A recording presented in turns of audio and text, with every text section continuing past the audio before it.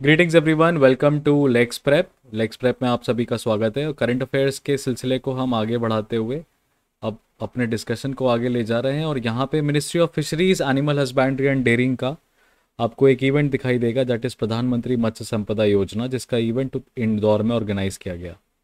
परषोत्तम रोपाला इसके मिनिस्टर हैं। ब्लू रिवॉल्यूशन स्कीम जो है मार्च 2020 में कंप्लीट हो गई। ब्लू रिवॉल्यूशन स्कीम के अचीवमेंट्स को और फिशरी सेक्टर के लिए पर्टिकुलरली ये स्कीम है जिसमें प्रोडक्शन और प्रोडक्टिविटी बढ़ाने की बात की जाती है। साथ में फिशरी का इंफ्रास्ट्रक्चर जो है उसको बढ़ाना है। तो प्रधानमंत्री मत्स्य संपदा योजना 10 सितंबर 2020 को प्राइम मिनिस्टर ने लॉन्च की थी। ठीक है। What was the main vision of this? So the main vision was आत्मनिर्भर भारत करना है। 20,050 करोड़ का ये इन्वेस्टमेंट था और टारगेट ईयर वही 5 साल 2020 से लेके 2000। तो प्रधानमंत्री मत्स्य संपदा योजना की हम बात कर रहे हैं यहाँ पे। प्रधानमंत्री मत्स्य संपदा योजना ये 2020 में अनाउंस की गई है। ठीक है। इसका टारगेट है 2025 तक, एक तरीके से ऐसे देखा जा सकता है। और प्रधानमंत्री मत्स्य संपदा योजना में फिशरीज के ऊपर रिलेटेड है। परषोत्तम रोपाला।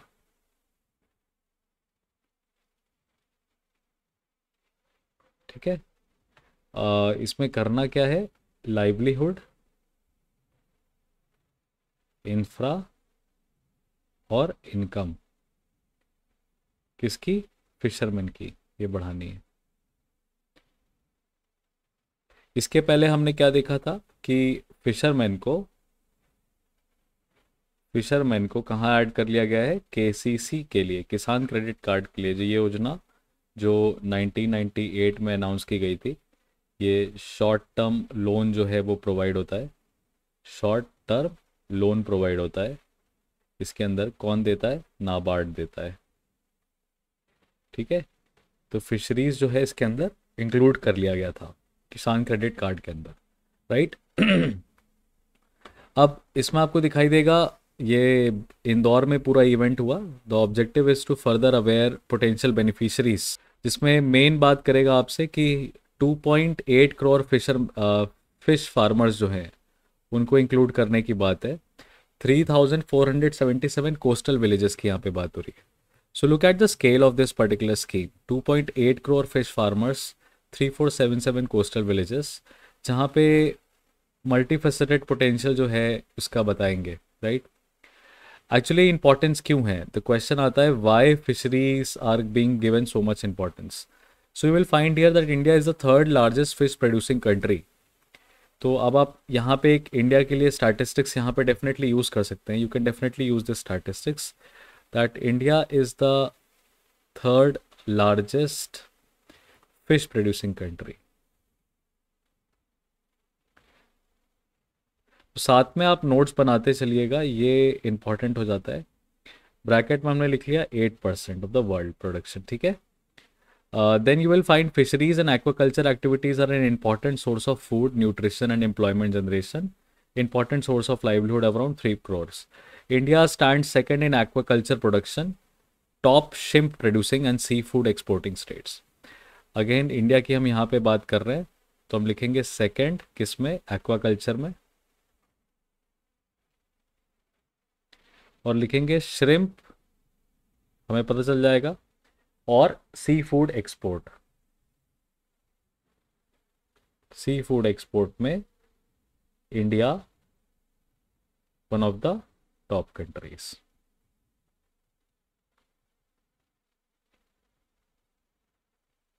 India is one of the top countries. ठीक है। ये वाला फैक्ट अपने को हो गया। गवर्नमेंट ने ट्रांसफॉर्मेशनल इनिशिएटिव्स लिए for holistic development of fisheries and aquaculture. Some of the key initiatives were launch of blue revolution scheme, जिसका 5,000 करोड़ इन्वेस्टमेंट था। Fisheries and aquaculture infrastructure development fund, very important, जिसका 7,522 करोड़ था। और new ministry of fishery and animal husbandry बनाया गया 2019 में। तो ministry of fisheries जो है ये कब बनाया गया है? 2019 में ये मिनिस्ट्री बनाई गई है। फैक्ट चेक हो जाएगा ये हमारे लिए इम्पॉर्टेंट। ठीक है। इसके बाद इसी में हम आगे फर्दर हमने क्या देखा कि ब्लू रिवॉल्यूशन जो है, मिशन ब्लू रिवॉल्यूशन,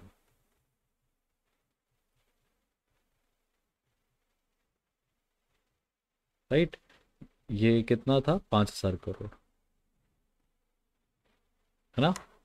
अब मिशन ब्लू रिवॉल्यूशन में वही पर्पस क्या है, फिशरी प्रोडक्शन जो है, फिशरीज का प्रोडक्शन जो है वो बढ़ाना था, ठीक है।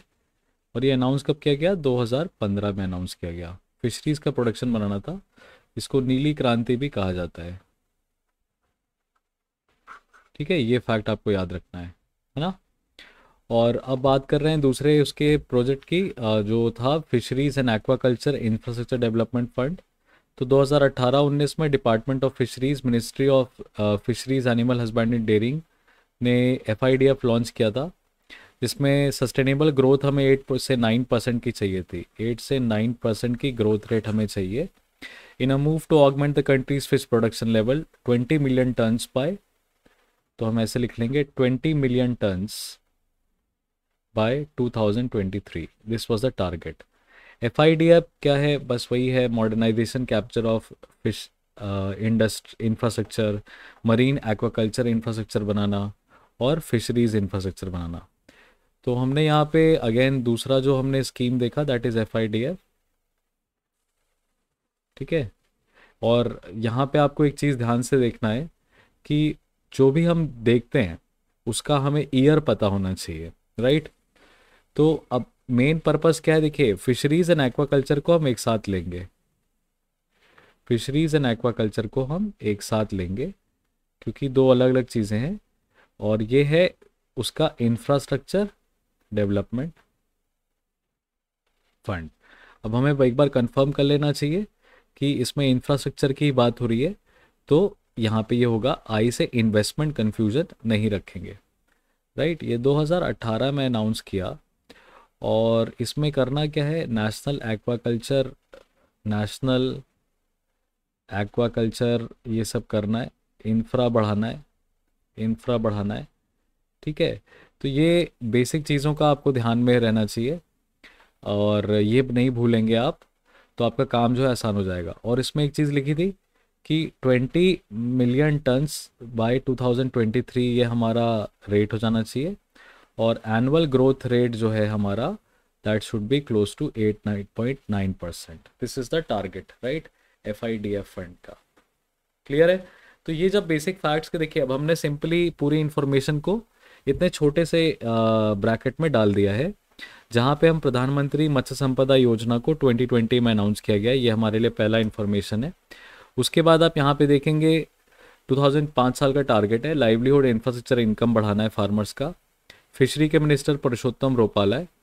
फिशरमैन के लिए किसान क्रेडिट कार्ड जो है वो चेंज किया गया और उसमें KCC में शॉर्ट टर्म लोन के लिए फिशरमैन भी आ सकते हैं, और ये किसान क्रेडिट कार्ड 1998 में नाबार्ड के द्वारा संचालित की जाती है, ठीक है।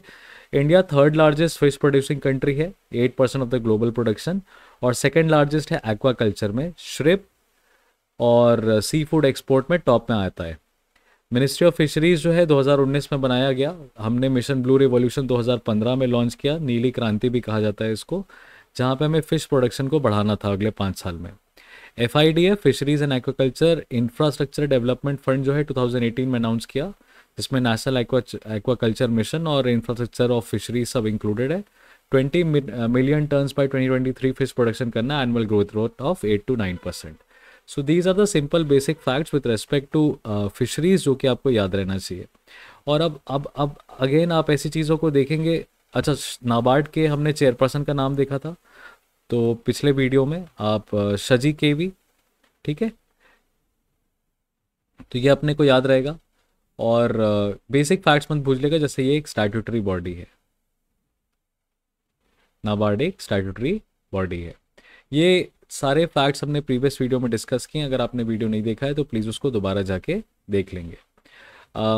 Coming to the next portion of this, the next news is with respect to the arrest of ED by ED jet airways के फाउंडर बैंक फ्रॉड केस में। सो बेसिक फैक्ट्स हम देख लेते हैं। एनफोर्समेंट डायरेक्टरेट ने jet airways के founder Naresh Jagdish Rai Goyal को arrest कर लिया है। बैंक लोन का फ्रॉड है 538.62 करोड़, और बैंक है कैनरा बैंक, राइट। इनकी वाइफ अनीता नरेश और गौरंग आनंद शेट्टी को भी अरेस्ट किया गया है। CBI की इन्वेस्टिगेशन जो इस साल कंप्लीट हुई उसके बेसिस पे ED ने प्रोब किया है। अब ईडी जो है वो prevention of money laundering act के लिए करता है, और ये है बैंक फ्रॉड। बैंक का जो लोन है वो नॉन पेमेंट हुआ है। तो क्या है पूरा मामला? तो पूरे मामले में जब से बात करें तो जेट एयरवेज ने बहुत सारा लोन ले रखा था कैनरा बैंक से 126 करोड़ का। फिर गारंटी थी कि 100 करोड़ डिफरेंट पर्पसेस के लिए लेगा। 400 करोड़ रुपए उसने ऑपरेशनल एक्सपेंडिचर के लिए, 200 करोड़ एयरक्राफ्ट के रिकन्फिग्रेशन के लिए, नए रूट्स इंट्रोड्यूस करने के लिए, और 17.52 शॉर्ट टर्म लोन्स लिए थे।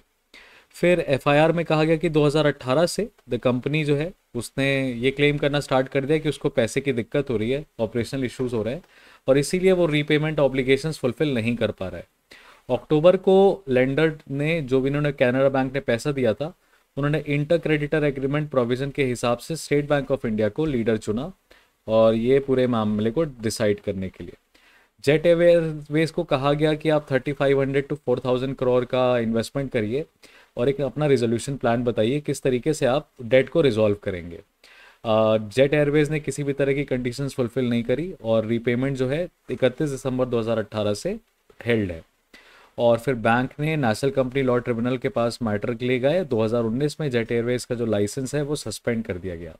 So this is the entire matter which is going on. ये बैकग्राउंड था, राइट। तो यहाँ पे सिंपली आपको याद रखना है, जेट एयरवेज 2019 में इनका जो लाइसेंस है वो कैंसिल हो चुका है, राइट। और लोन फ्रॉड की बात है तो कौन सी बैंक है? कैनरा बैंक है, ये आप याद रखिएगा। ठीक है। अगला न्यूज़ जो है that is with respect to national pension system और pension fund regulatory development authority के ऊपर, यहाँ पे पीएफआरडीए के ऊपर बात है।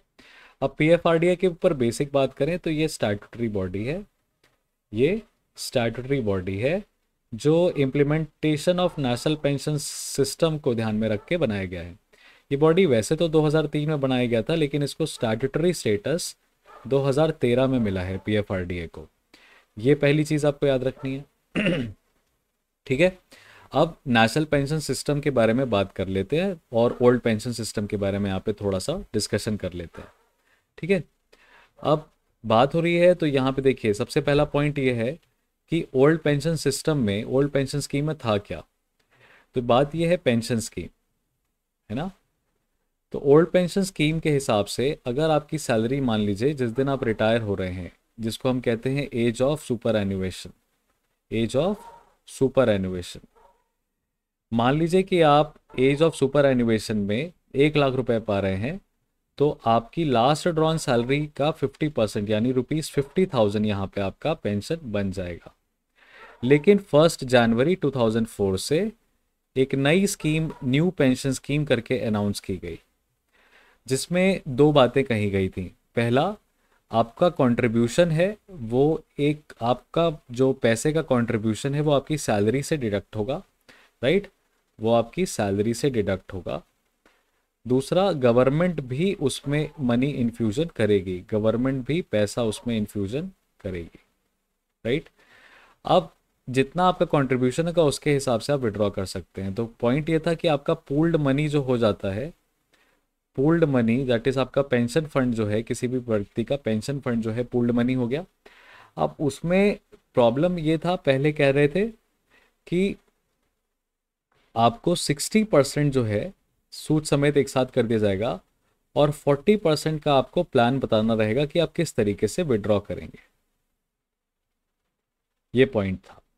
अभी इसमें कुछ चेंजेस कर दिए हैं गवर्नमेंट ने चेंजेस करके ये कहा है कि 40% जो है आप विड्रॉ कर लीजिए, जो कि एक साथ करेंगे। 60% का सिस्टमैटिक विड्रॉल करेंगे,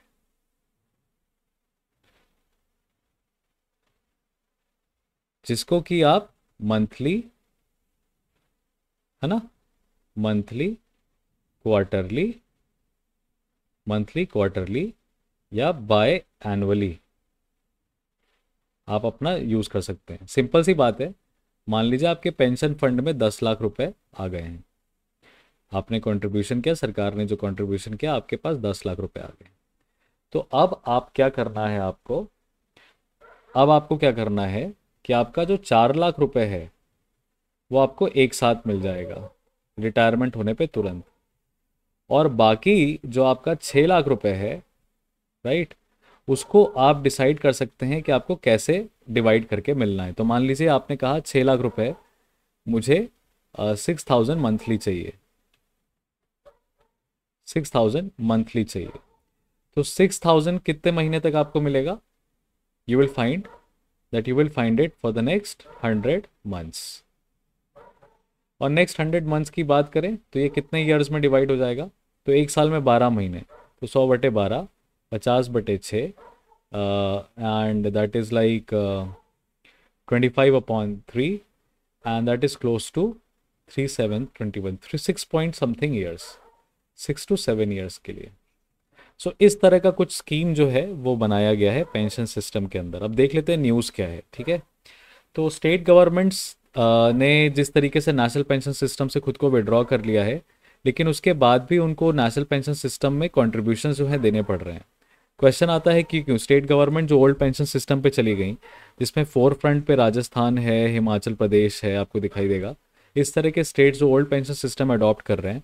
तो एक्चुअली स्टेट गवर्नमेंट के एम्प्लॉयज़ जो है ना, they are the largest sang of having the largest chunk of savings pool, और which cross 10 lakh crore mark, 10 lakh crore का मार्क जो है वो पार कर लिया। इतना बड़ा अमाउंट सरकार के पास है, right. Pension fund regulatory development authority चलाती है, और ओल्ड एज सेविंग्स को भी इंक्लूड करती है, that who have joined the service on और आफ्टर 1 जनवरी 2004। इसके बाद नेशनल पेंशन सिस्टम के बारे में आप देखेंगे, ये जो है अब अनऑर्गेनाइज सेक्टर को, very important fact, very important fact, unorganised sector को भी इंक्लूड करती है अटल पेंशन योजना के तहत। 4.94 करोड़ मेंबर्स जो हैं एडेड हैं। तो एक चीज़ आपको और इंक्लूड कर लेना है यहाँ पे कि नेशनल पेंशन सिस्टम में, नेशनल पेंशन सिस्टम में अनऑर्गेनाइज्ड सेक्टर के जो वर्कर्स हैं, और अनऑर्गेनाइज सेक्टर के वर्कर्स को भी पेंशन मिलेगा अटल पेंशन योजना के तहत, ठीक है। और अटल पेंशन योजना जो है ये कब अनाउंस की गई थी? 2015 में अनाउंस की गई थी, ये आपको याद रखना है। नेशनल पेंशन सिस्टम के चेयरपर्सन की बात देखिए यहाँ पे हो रही है, तो दीपक मोहंती जो है, ये नाम आपके नोट्स कॉपी में आ जाना चाहिए, दीपक मोहंती, राइट। उन्होंने कहा कि 5 लाख करोड़ से जो चीज़ शुरू हुई थी वो आज 10 लाख करोड़ रुपए में हो चुकी है। और ये था कि जो नेशनल पेंशन स्कीम है उसको ऑल सेक्टर के लिए कब ओपन किया गया था? सभी सेक्टर्स के लिए ओपन कर दिया गया था 2009 में, ये आपको याद रखना है। ये सारे फैक्ट्स आपके दिमाग में होने चाहिए, ठीक है। 2009 में सभी के लिए ओपन कर दिया गया था। और ये चेंजेस के बारे में हम आपको पूरा बता चुके हैं। अब दूसरा जो अगला फैक्ट हमारे सामने आ रहा है, that is with respect to project 17A। Project 17A का एक नया स्टेल्थ फ्राइगेट महेंद्रगिरी है जो लॉन्च कर दिया गया है, that was developed by Mazagon dock ship builders Mumbai. Project 17A की बात करें तो शिवालिक क्लास के फ्राइगेट्स को अपग्रेड कर रहे हैं इसमें, जहाँ पे एडवांस सेंसर्स और वेपन्स और मैनेजमेंट सिस्टम्स लगाने की बात है, राइट। इसमें वॉरशिप डिज़ाइन ब्यूरो भी इन्वॉल्व है, ये हमारे नेवी को टेक्नोलॉजिकली सपोर्ट करता है। तो महेंद्रगिरी का नाम आप याद रखेंगे। इसी तरीके से आप एक चीज़ और याद रखिएगा कि ऑपरेशन कावेरी में, ऑपरेशन कावेरी जो हमने किया था, that was evacuation from Sudan, right, south Sudan लिखा हूँ, सूडान, वो INS सुमेधा ने किया था, ये आपको याद रखना है। और साथ में आपको वियतनाम को हमने कौन सा INS दिया है, दैट इज़ INS किरपन, याद रखिएगा। इंडिया का naval craft aircraft carrier, India का naval ship which is aircraft carrier है, वो सबसे पुराना है INS Vikramaditya, that is INS Vikramaditya. और इंडिया का दूसरा जो इंडिजिनस है, दैट इज़ INS विक्रांत, ये आपको याद रखना है, INS विक्रांत। INS केसरी के ऊपर क्लाट में क्वेश्चन ऑलरेडी आया हुआ है। INS केसरी जो है हमारा समुद्र सेतु के अराउंड हेल्प करी थी इसने वैक्सीन प्रोवाइड कराने में to west, you will find Africa and all of that, right. तो INS केसरी के ऊपर क्वेश्चन आया हुआ है, ये सारे फैक्ट्स आपको उससे रिलेटेड याद होने चाहिए। Moving to the next part, अभी हम ये चिल्ड्रन वाला मैटर नहीं कर रहे हैं, because children from void marriages entitle to parents share in property.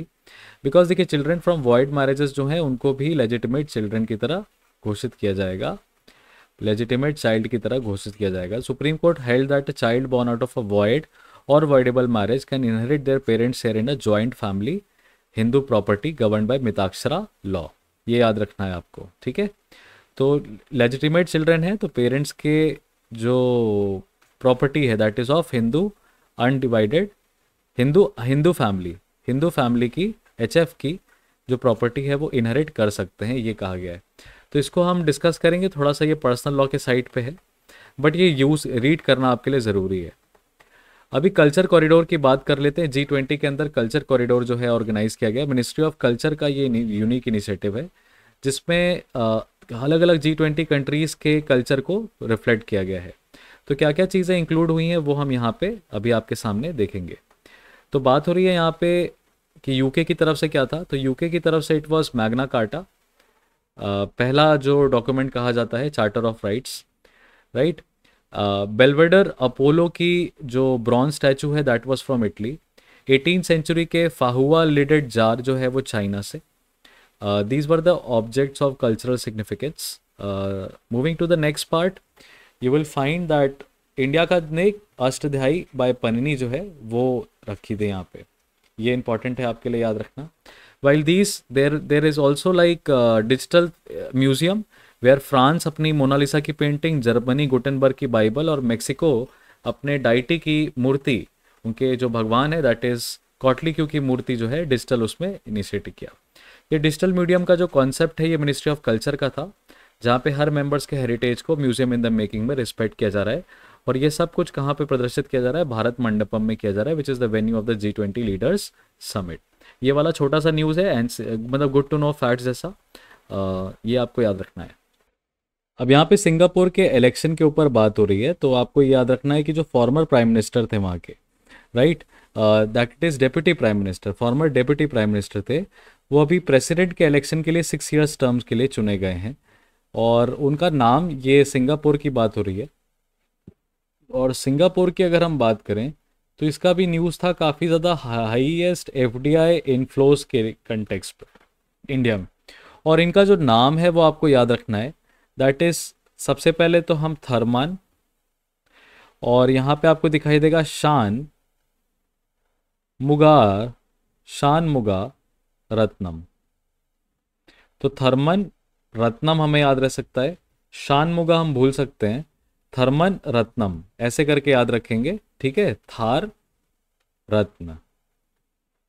तो थर्मन रत्नम याद रहेगा, शान मुगा जो है थार शान, ऐसे करके हमें याद रह सकता है। फोटोग्राफ चेहरा देख लीजिए, आपको काफ़ी कुछ याद रहेगा, 6 years टर्म्स के लिए इंपॉर्टेंट है ना। अब डिस्कशन को हम आगे बढ़ा नहीं सकते बिना सिंगापुर और इंडिया के रिलेशंस को डिस्कस किए। अब देखिए, इंडिया और सिंगापुर में जो डिप्लोमेटिक रिलेशंस हैं वो 1965 में बने, that is with when Singapore got its independence, right. और सिंगापुर इंडिपेंडेंट होने के बाद चाइनीज़ के जो कम्युनिस्ट मूवमेंट्स थे वो पूरे ही एशियान को अफेक्ट कर रहे थे और इसको भी अफेक्ट किए। लेकिन सिंगापुर जो है वो प्रो इंडिया है, और इंडिया जो है सिंगापुर को ग्रेटर इंडिया का पार्ट कंसीडर करता है। इन दोनों के बीच में जो एक्सरसाइज होती है, एक है मिलान और दूसरी है सिम्बेक्स, राइट। इंडिया की जो UNSC की मेंबरशिप है, परमानेंट मेंबरशिप, वहाँ सिंगापुर इंडिया का साथ देता है। कश्मीर के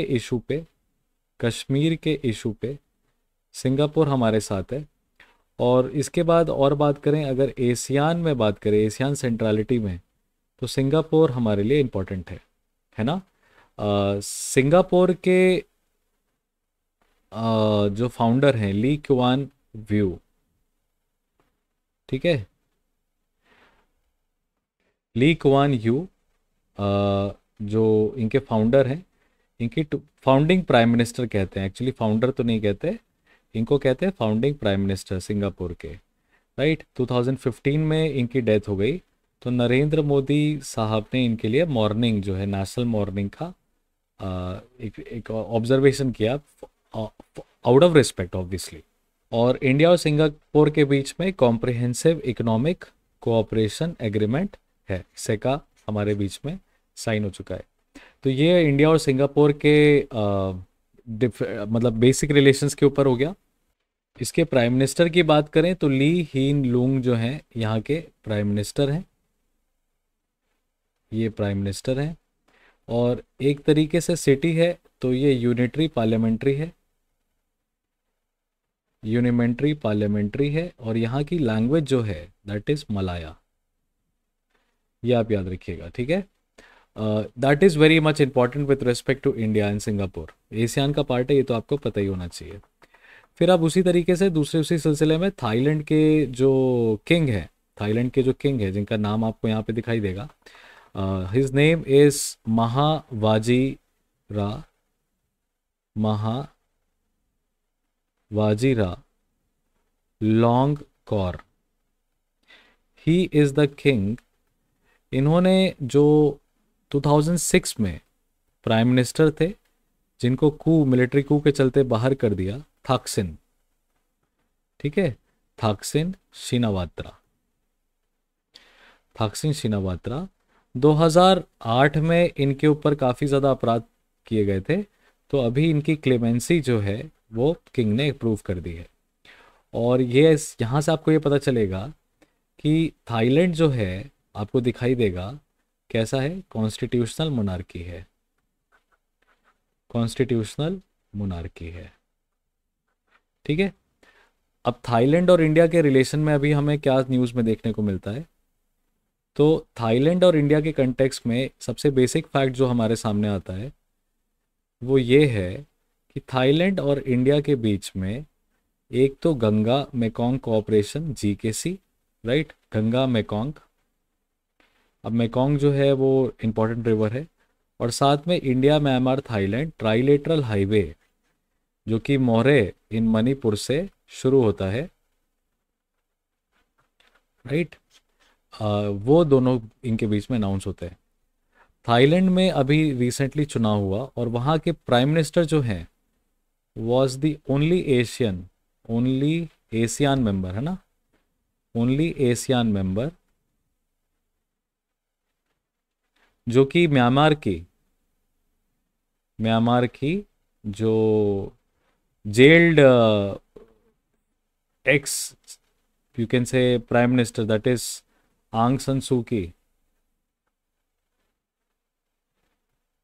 उनसे मुलाकात की है। म्यांमार के लिए एशियान ने समिट में एशियान 5 पॉइंट कंसेंसस निकाला था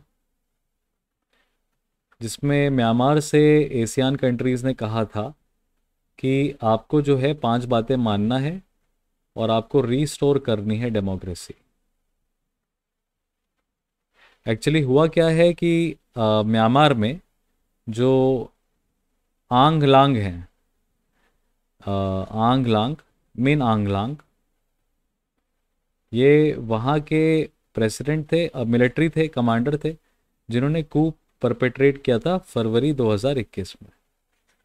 तो वहाँ पे तत्मादव का जो है, तत्मादव का रूल माना जाता है, कहाँ पे, म्यांमार में। तो एशियन 5 पॉइंट कंसेंसस था। अब आंग सान सू की को 1991 में नोबेल पीस प्राइज मिला है,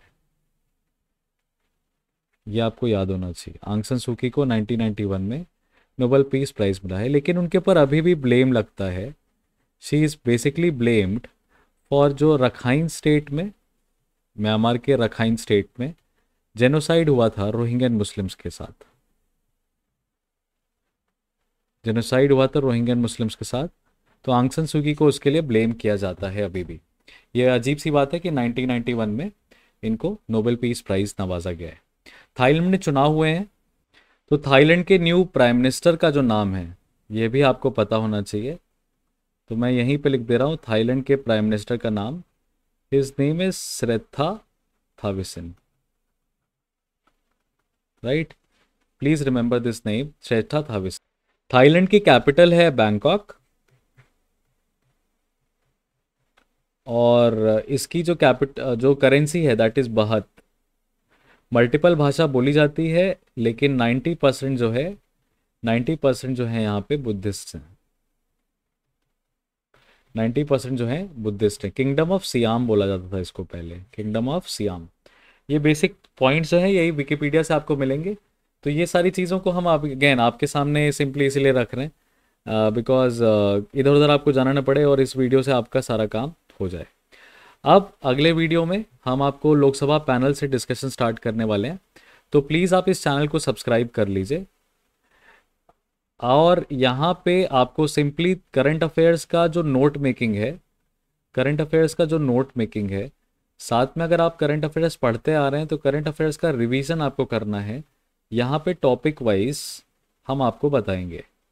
टॉपिक वाइज में हम आपको करंट अफेयर्स भी बताते हैं, जहाँ कहीं भी होगा स्टैटिक भी होगा। साथ में हमारा क्विज डिस्कशन भी है जो कि हम वीकली बेसिस पे करते हैं, राइट।